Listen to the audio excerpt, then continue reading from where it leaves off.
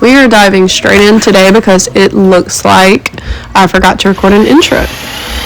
And so now we are trying to create some sort of bench for the shower now that we no longer have that tub shower unit, just to maximize the shower space.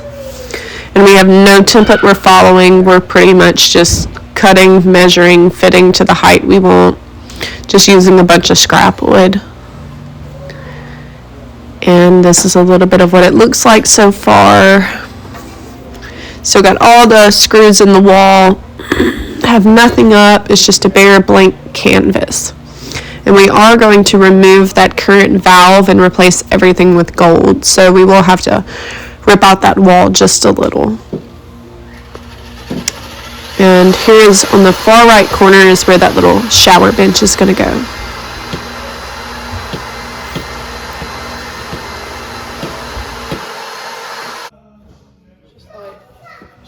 And here is the endless measuring and cutting. It makes a lot more sense to use a piece of cardboard and try and fit it in the groove and cut it. But even at that, it was really hard for us to get it exact. So we ended up just using a piece of scrap wood and just lining it off. And then he would come back and he would hand me the piece of wood. I'd see if it fits, and then he'd go back and trim more off to where I marked. So it was an effort of teamwork back and forth, because if not, I'd be making a whole bunch of stops inside and out. So what I'm doing right now is just trying to remove all of these screws that were holding the old backing board in. There was really no way for them to put the waterproof backing on the shower without screwing all of these into the wall. When I put ours back up, I will be trying to use at least half of that amount. We are not on jacks right now, so we are very unstable. I'm going to try and squat down so that you guys can see me. But we have started the tile in the shower. First things first, we got our cement backing board, and we measured all of the pieces of it. It's not really a big sheet because we're running low, and I just sent my stepdad to Lowe's to pick up some more, and they are out. So we're going to try and piece together enough pieces to be able to put on here. What this is going to do is it's going to waterproof the shower so that no water can leak behind the tile and cause any damage or anything like that. So as you can see, the people who were here before us, they did the cement boarding, but they drilled a lot of holes in the wall. And so what I'm trying to do is prevent from making that many again. And I'm trying to just do as minimum of holes as I can, but we also got to make sure that this is staying in there good. So it looks like this is holding pretty well. I'm going to go back and do some more, but all you really do is you measure with a tape measure from what point you're wanting to go to what point you're wanting to stop. And we just traced it out with a Sharpie and then cut it out with a saw. And I'm going to go all the way around. We've also, as you can see, built a little bench. I'll show you more of that in a minute, but my daughter's toys are on it right now. And we're gonna tile the front of this to where it sort of connects to the shower. We still gotta anchor it down, build a front, all that. But oh, never mind. He did anchor it down. But so we're gonna make sure to put like boarding on the front, the sides. We drilled out the new plumbing holes to where instead of that tub shower unit, we now have a shower pan. And so I'm going to try and stand up. I really haven't tried this out, and I'm super excited. I feel like I'm going to have a lot more room because this is going to be part of the shower, so I can sit down and use this as a bench and a shower, and then also be able to have all of this space too. So I think it'll work out a lot better than that tub shower unit. And so I'm super. All right. And this is how, whoops, got a cord in the way. All right. This is how we're putting that. Trying to reuse some of the screws because the remodel that the previous owners did really wasn't that long ago. I would say it's probably only been like 2 to 3 years. And so I'm just sort of, let's see, start to where you feel like it needs to be anchored down the most. And you have to be easy because this stuff is really fragile and it will bust.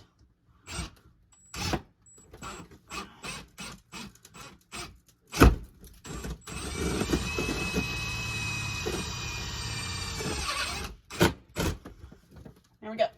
And you also want to make sure that your screws, of course, are a certain length, because if you try using one like this, guess what? It's going to go all the way through to the outside, and we definitely don't want that. So these are about as long as the ones we've been using. Try not to even drill them all the way in, but it also has to be secured.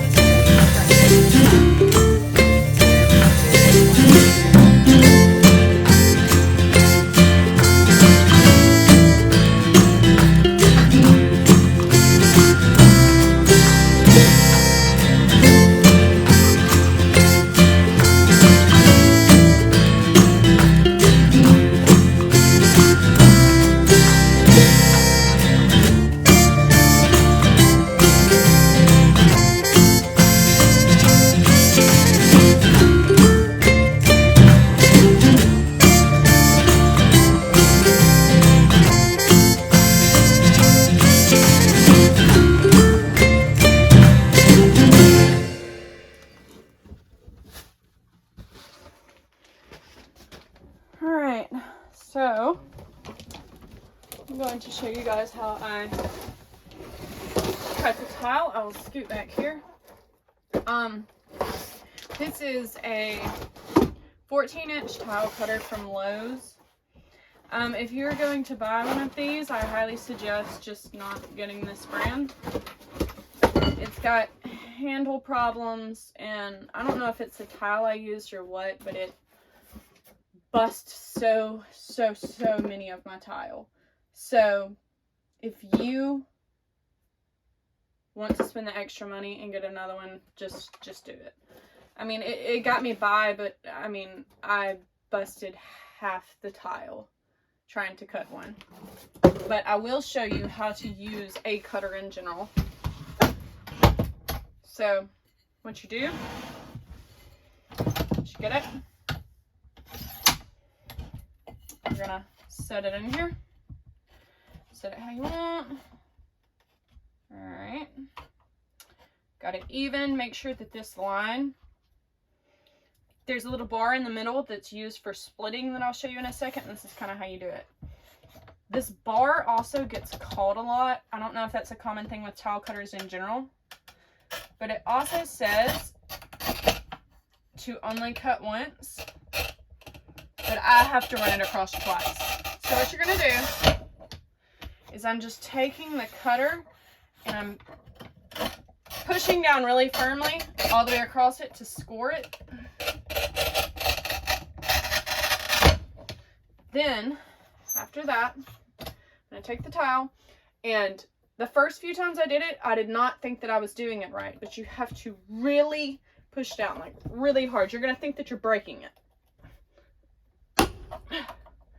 But as long as you're cutting just in half, that's pretty good.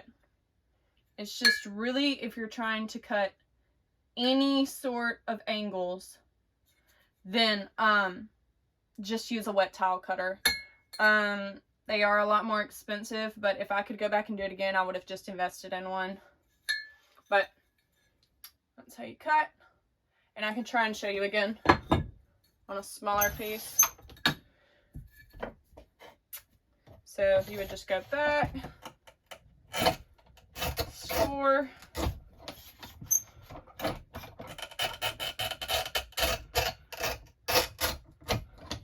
and the reason I'm showing you on this one is it wasn't really this one that I was having an issue with. That was my white hex tile.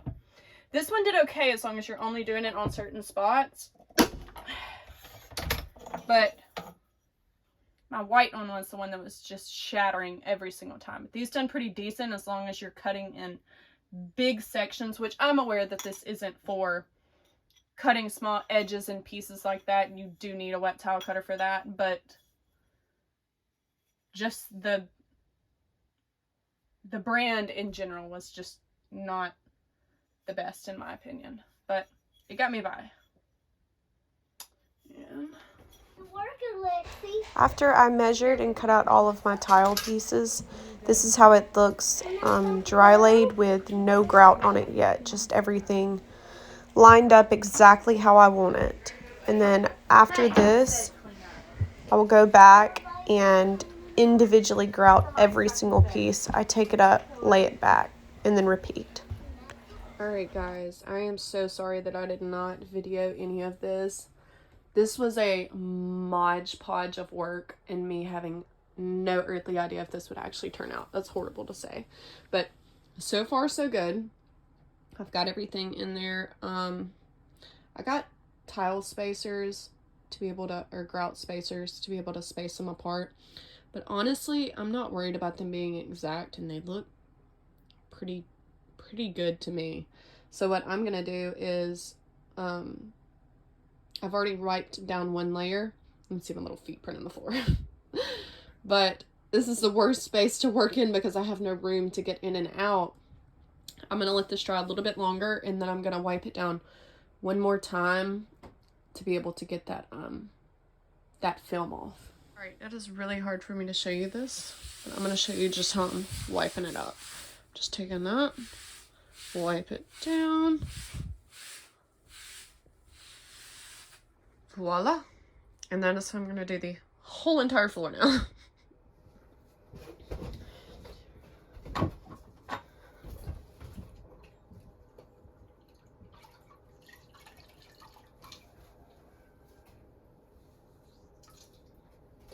The bad thing about this, you can't, you know, make sure that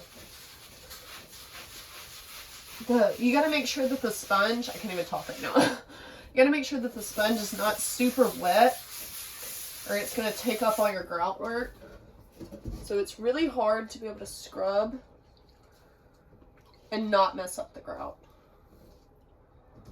So you do have to make sure that your sponge is decently, you know, damp to be able to pull it straight up. But as you can see, it looks like it's working pretty good. I'm really happy with how this is turning out. I was scared for a minute there. And it's not going to be perfect, but it's mine. I did it. I'm proud of it. And that's all that matters. Ooh, I think it looks really good. Ah, so excited.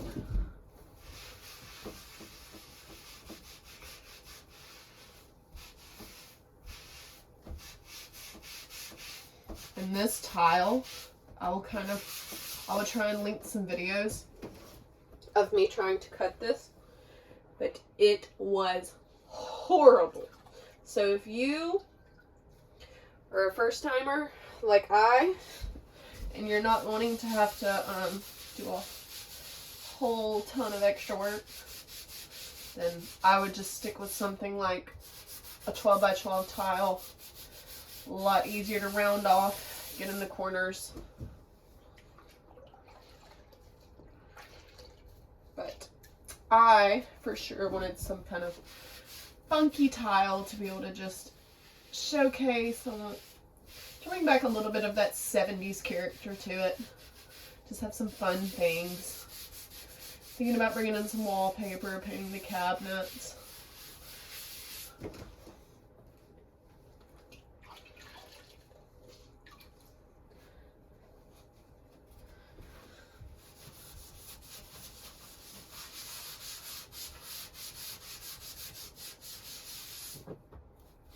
So I scrub with the rough side and then wipe with the smooth side. So like that, just cheap little sponges. You may want to get a big pack because I've already went through, I think this is my third one. Huge apologies for not being able to film most of the actual progress. I realized once I started getting covered from head to toe in grout, it was impossible to move the camera and press record and everything like that when I'm out there by myself. So I will make another video that explains more of how I laid all of the tile in better detail. Until then, here is a preview of that shower.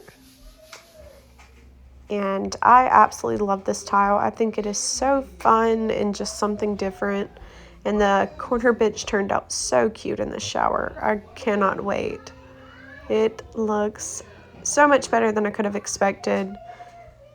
And here is that floor tile. I think it is so fun. And I hope you guys love it just as much as me.